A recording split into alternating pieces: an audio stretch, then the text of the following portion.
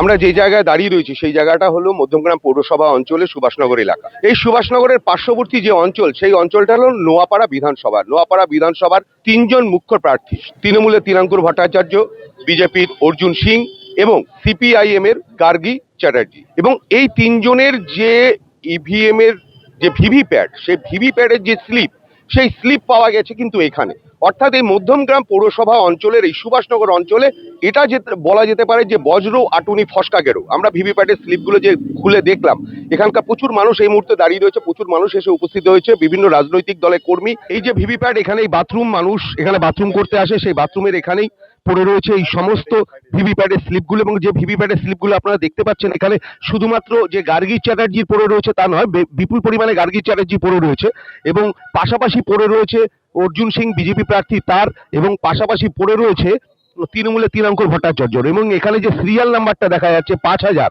এবং 5000 session one, এবং যে 5000-এ যেটা পাওয়া গেছে সেটা হলো গারুলিয়া পৌরসভা অঞ্চলের 29 নম্বর বুথের এই স্লিপ। অর্থাৎ 29 নম্বর বুথের স্লিপ, ভিভিপ্যাটের অংশ এখানে এসে পড়েছে।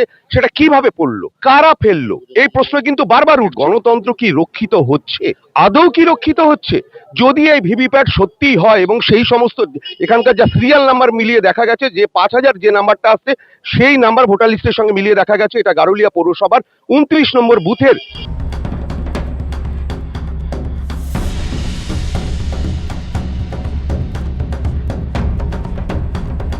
মানে বদমাইশি এটা। ওখান থেকে কিছু গন্ডগোল করে ভিভিপ্যাট গুলো এনে এখানে জমা করেছে। যদি ভবিষ্যতে ভিভিপ্যাট গোনার দরকার পড়ে তো ওখান থেকে তো আর পাবে না কিছু। আমরা তো হতাশ। এ তো গণনা বন্ধ করে দেওয়া দরকার ওই বুথে। আমরা মনে করি ভোট কারোর দয়া নয়, ভোট আমাদের সাংবিধানিক অধিকার। সেই সাংবিধানিক অধিকার নির্বাচন কমিশন তা আজ প্রহসনে পরিণত হয়েছে। এর থেকে প্রমাণিত যে এই নির্বাচন কমিশন পুরোপুরিভাবেই ব্যর্থ। দুধের মধ্যে একটু চোনা, সেই ঘটনাটাই কিন্তু এখানে ঘটেছে। এবার সেই চোনার পরিমাণ সারা রাজ্যে কতটা আছে সেটা কিন্তু সবচেয়ে বড় প্রশ্ন।